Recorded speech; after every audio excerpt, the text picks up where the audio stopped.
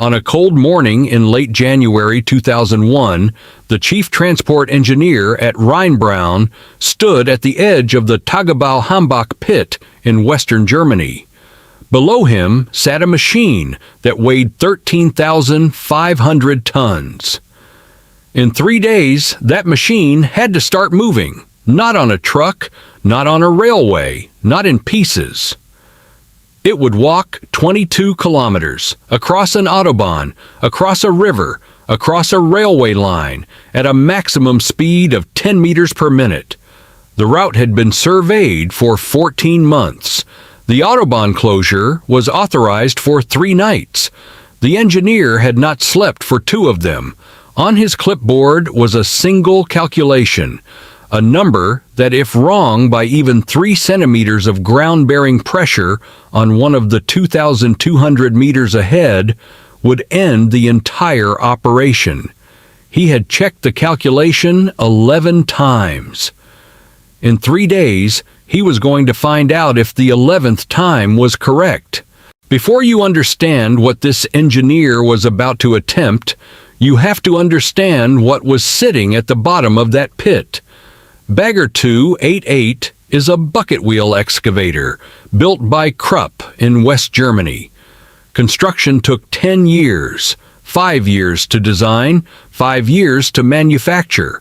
Total cost, $100 million in 1978 money, 220 meters long, 96 meters tall, the same height as the Statue of Liberty, 46 meters wide, 13,500 tons.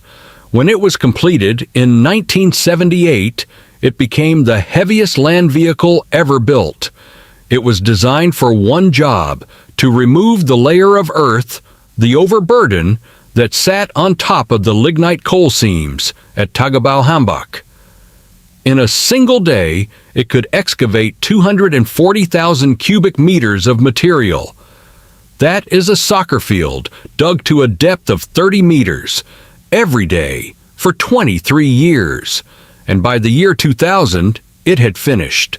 The seams at Hambach were exposed. The machine was needed 22 kilometers away, at another mine called Garzweiler. Before we continue, if this is the kind of story you came to Big Iron Geek for, consider subscribing. Every video on this channel follows a specific moment in the engineering of the largest machines ever to move on land. The calculation that was 4 millimeters off. The decision made under pressure, the day a 13,000-ton machine had to cross an Autobahn. If that is the depth you have been looking for, the subscribe button is how you tell us that, and drop a comment below. Has anyone in your family worked on big iron at this scale, on a bucket wheel excavator, a tunnel boring machine, an ultra-class haul truck? What comes from the people who were there will not be in any archive. We want to hear it. Now, back to that morning in January 2001. Someone at Rheinbraun had to decide, dismantle it and move it in pieces, or walk it. The conventional choice would have been disassembly. Pull the bucket wheel off, disconnect the conveyor systems, cut the structural members, load each piece onto heavy haulage trailers, move them 22 kilometers, reassemble. Estimated time, 6 months. Estimated cost, more than 15 million German marks. The second option was almost absurd. Walk it, the whole machine, in one piece, across 22 kilometers of rural Germany. But the engineering team had a number the disassembly team did not. Ground pressure. Bagger 288 sits on 12 crawler tracks, each 3.8 meters wide. Despite its 13,500-ton weight, the pressure it exerts on the ground beneath it is only 1.71 bar, less than the pressure of a man standing on soft soil. In theory, the machine could walk over grass without leaving a deep track. In theory, it could even cross a river if you gave it the right surface. The walking option, $10 million, 3 weeks, 70 workers. Rheinbraun chose to walk it. The route survey took 14 months, 22 kilometers on a map looks like a straight line. On the ground, it was a problem in 3 dimensions. Every meter of the path had to bear 13,500 tons. Every culvert under a road, every buried gas line, every drainage tile in a farmer's field, every soft patch where a stream had once run, even if no stream ran there anymore. The survey team mapped each obstacle. They coordinated with the Autobahn Authority, the railway company, the regional electrical grid, and 3 local councils. Bagger 288 needs 16.56 megawatts of electricity to operate. It carries no engine. Power comes from external cables, fed in at 30,000 volts, totaling more than 120 kilometers of cabling on board.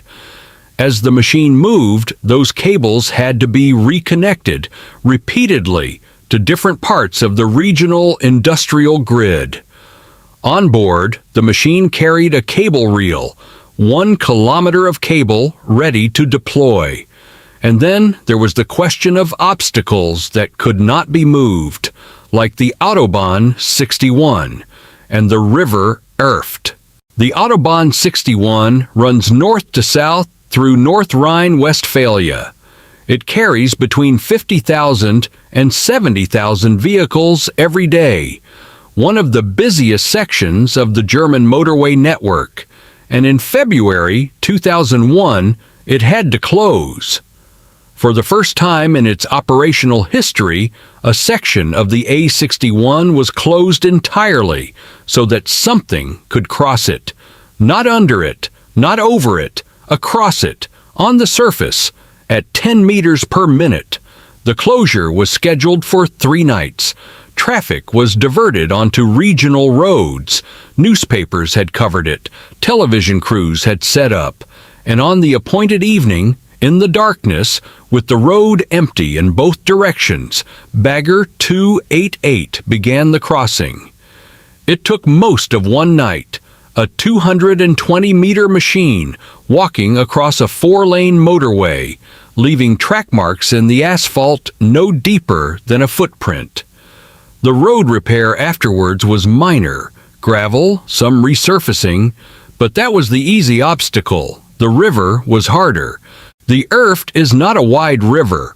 In some places, you can throw a stone across it, but it has water flowing in it. It has banks that erode under load.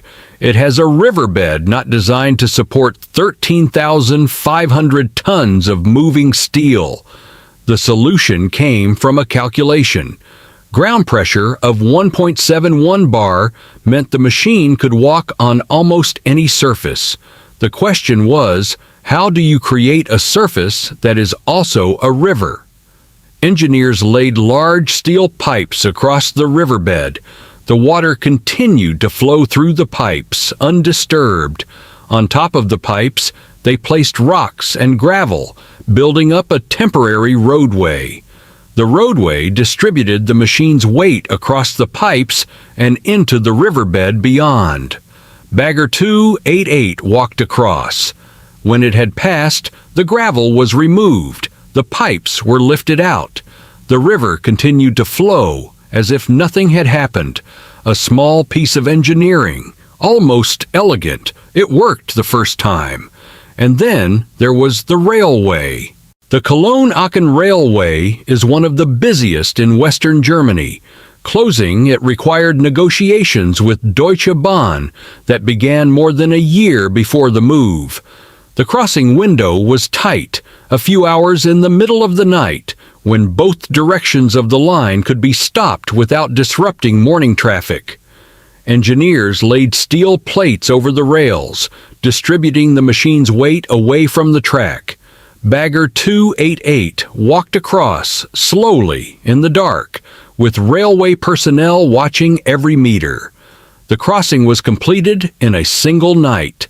Then came the smaller obstacles, local roads, power lines that had to be temporarily de-energized, farmland where the soil was too soft and gravel had to be brought in, and on certain stretches of valuable agricultural terrain, special grass had been seeded specifically to provide a smooth, protective surface for the machine to walk over. 3 weeks of this, day and night. 10 meters per minute, 13,500 tons, and a chief transport engineer who slept 4 hours a day. There is a kind of failure that does not announce itself. A bridge culvert buried decades ago mapped wrong on the survey. A drainage tile broken inside the soil, weakened beyond what the calculations assumed. A wet patch the late January thaw had created 2 days before the machine arrived. At 13,500 tons, walking at 10 meters per minute, the machine cannot stop quickly. The crawlers have inertia. If the ground beneath one corner of the chassis suddenly gives way, even by 20 centimeters, the load redistributes, the structure twists, and damage cascades up the boom toward the bucket wheel. A wrong calculation on any one of the 2,200 meters ends the operation. There is a thing that happens in engineering at this scale that you do not see in a textbook. An engineer watching the machine creep across a section of farmland he surveyed himself 14 months ago has to trust his own work in a way that nothing in his training prepared him for. The chief transport engineer worked in that gap for 3 weeks, and nothing failed. In the 3rd week of February 2001, Bagger 288 arrived at the edge of Tagebau Garzweiler. 22 kilometers, 21 days, 70 workers, 15 million German marks, 1 Autobahn, 1 river, 1 major railway line, several smaller roads, an unknown number of fields. Ground pressure exceeded, never. Structural damage, none. Casualties, none. The machine took its first cut at Garzweiler within days of arrival. Lignite seams there had been waiting. Power was reconnected to the Garzweiler grid feeds. The bucket wheel began to rotate, 240,000 cubic meters a day, again, as if nothing had happened. And the chief transport engineer? He went home. He wrote his report. The report is in an archive somewhere in Essen or Bergheim that the public does not see. He went on to other projects, other calculations that had to be 11 times correct. 3 years later, in 2004, something would go wrong at Garzweiler. That story is for another video. Today, Bagger 288 still operates at Garzweiler. It has been excavating overburden there for a quarter of a century. Its bucket wheel has been replaced. Its cabling has been respooled. Its crawler tracks have been rebuilt more times than the original engineers calculated they would be. In 2029, Tagebau Garzweiler will close. Germany's coal phase-out is final. The Hambach mine, where Bagger 288 was born, will close that same year. The machine will be retired. It will be the second time in its life that someone has to decide what to do with it. Whoever makes that decision will look up records of what happened in February 2001. They will find the route survey documents, the bridge load calculations, the pipe and gravel river crossing schematic, the railway closure agreements with Deutsche Bahn. They will not see the name of the chief transport engineer who slept 4 hours a night for 3 weeks. That is how big iron works. The machine is famous. The decisions are not. Bagger 288 walked 22 kilometers in February of 2001. Someone walked it and got it right 2,200 times in a row. If you want Big Iron Geek to keep documenting the engineering history of the world's largest machines, subscribe. Bertha, the tunnel boring machine that got stuck under Seattle, Bell AZ 75710, the 450-ton truck from Belarus, Big Muskie, the American dragline that disappeared. Each one has a story like this. Each one has someone who slept 4 hours a night and got it right. If you have a connection to what you have just seen, write it in the comments. Which manufacturer, which mine, which tunnel, what actually happened on that project.